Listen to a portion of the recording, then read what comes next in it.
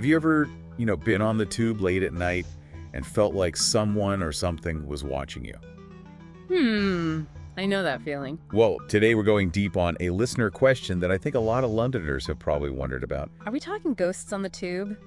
We are. We're going to try to find out if the rumors are true.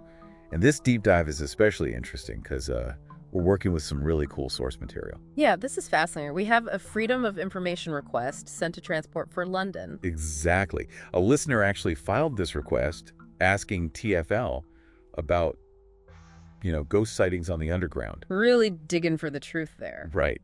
And get this, they asked about all kinds of paranormal activity like spirits, apparitions, ghouls, you name it. Wow. Out of 156 reports, though. 156. Yeah. Only one recent report even hinted at a possible haunting. Well, that's interesting. 1 out of 156. Statistically, that's not a lot to go on, but it does make you think about, why are we so drawn to the idea of ghosts on the tube? Right. Especially when the evidence is so thin. So let's start with that one potentially paranormal report. In December 2023, a 15-year-old boy at King's Cross Station reported seeing ghosts. King's Cross. Yeah, on the Metropolitan line. Yeah. But, is one teenager's word really enough to label King's Cross as haunted? That's a really good question.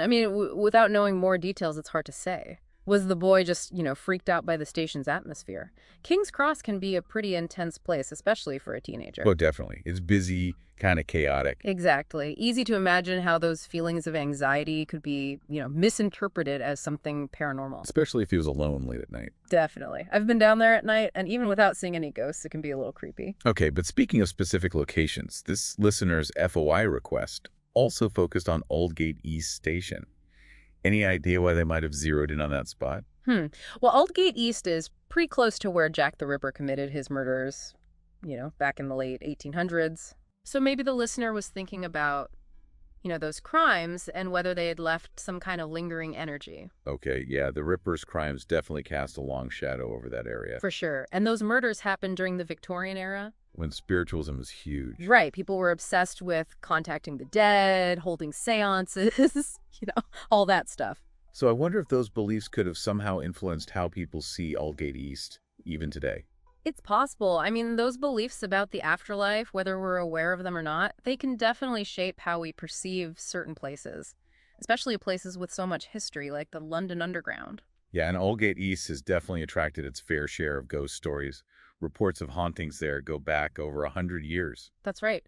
What's really interesting is that many of these stories are connected to specific tragedies, like the ghosts of those 3 young girls who died in a fire at the station in 1896. Oh, gosh, those poor girls. Yeah, it's a really sad story. And some people say they can still feel their presence. It's heart-wrenching to think about something like that happening.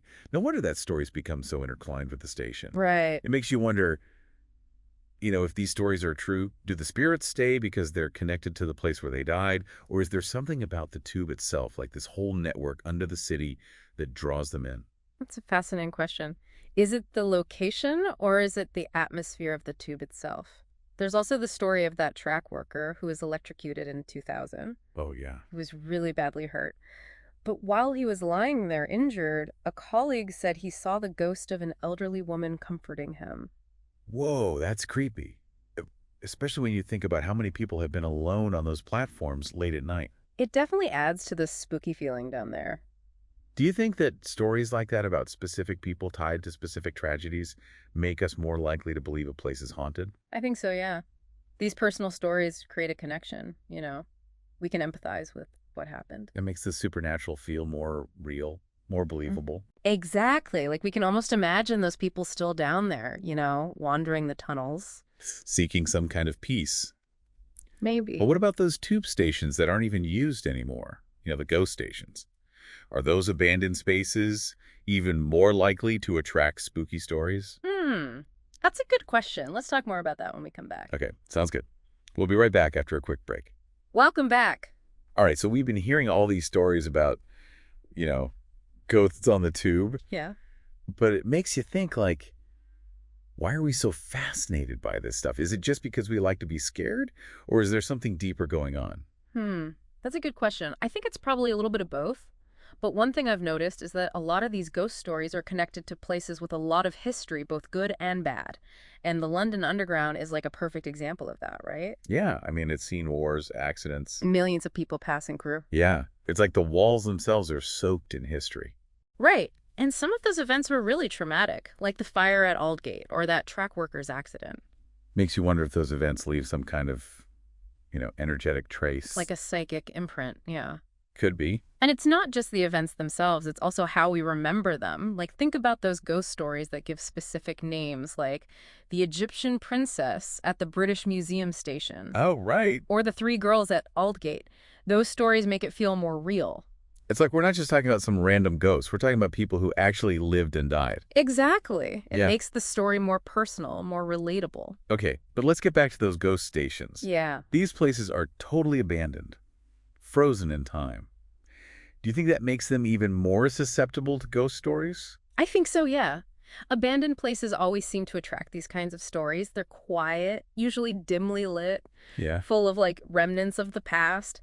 It's easy to let your imagination run wild in those kinds of spaces, especially when you know that those stations were once full of life, full of people. Yeah, and now they're just empty. Right. So it's not hard to see why people might imagine those past energies, lingering there. It's like those ghost stations become a screen where we project our fears and fascinations about the afterlife. I like that, a screen. And speaking of fears, Yeah. a lot of the tube ghost stories I've heard involve people dying suddenly, like the fire at Aldgate or the electrocuted worker. Mm-hmm. It's like those stories tap into our primal fear of dying unexpectedly. I think you're right. It's like these stories remind us of our own mortality, the fact that we're all just passing through this life. It's a scary thought. It is. But it also explains why those stories stay with us. They make us confront our own fears about death and the unknown. And let's not forget about, the power of suggestion. Oh, yeah. Once a place gets a reputation for being haunted, people are more likely to see any weird thing that happens as proof that it's true. Have you ever noticed how quiet some tube stations are late at night? Yeah, it's eerie. It's like unsettlingly silent.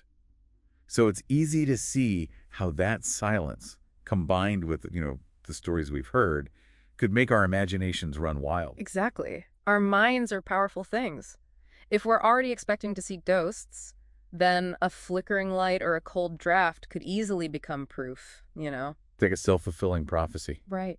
The more we talk about haunted tube stations, the more haunted they become in our minds. But it raises the question then, are we really seeing ghosts or are we just, creating them with our minds? That's the million-dollar question, isn't it? It's hard to say for sure. But you know what I'm really curious about? How all the ghost hunting shows and paranormal investigations we see on TV might be influencing how we view these potential ghost sightings on the tube. Oh, yeah, for sure. I think those shows have definitely changed how we think about ghosts and how we look for them. Let's talk more about that when we come back for part 3. Okay, so we're back, and we were just talking about, those ghost hunting shows and how they might be affecting how we think about ghosts on the tube. Oh, absolutely. Those shows, they're entertaining, but they're not exactly scientific. Right, like they make it seem like you can just, grab some gadgets and go find ghosts. Yeah, exactly. EMF readers, EVP recorders. It's like they've given us a manual for how to hunt ghosts. And people definitely take that stuff seriously. Like, you see people using those same tools in real-life ghost hunts. But it's not just the tech. It's also how ghosts are portrayed in those shows and in movies, too. Right. Think about, like, Ghostbusters. Yeah. Or even, like, really old movies like The Exorcist. Those films give us an idea of, what ghosts look like, how they act. And that can be helpful in some ways, I guess. Like, it gives us the way to understand something that's really mysterious. Right. But it can also be a problem because it makes us more likely to misinterpret things. Like, if a door slams shut in an old tube station, are we really seeing a ghost, or are we just remembering that scene from a movie? That's true. Our brains are already looking for ghosts to fit that mold that we've seen in pop culture. But, ghost stories have been around for way longer than movies and TV shows. Oh, yeah, definitely. Think about all those classic ghost stories in literature. Okay. Like Dracula. Yeah. Or all those Gothic novels. And those stories often reflected what people were afraid of at the time. Like, Victorian ghost stories were a lot about social change and, losing tradition. And modern ghost stories might be more about things like trauma or feeling isolated. So it's not just about, scaring people. It's about exploring these deeper themes through a supernatural lens. Exactly. And those themes can mean different things to different people depending on when they lived and, their own experiences. And what about, all the urban legends and folklore about the tube?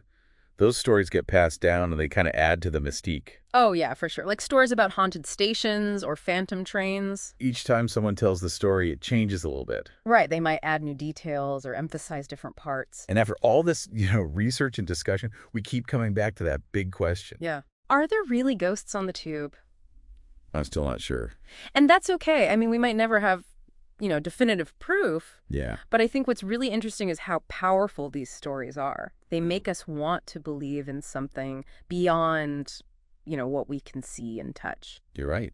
Maybe it's not even about proving or disproving ghosts. It's about why we're so drawn to these stories. What do they tell us about ourselves? About our hopes or fears. About our desire to connect with something bigger than ourselves. You're right. These stories are like a reflection of, our deepest fears and desires. They make us think about life and death. And maybe even find some comfort in knowing that even in death, we might not be totally alone. Yeah.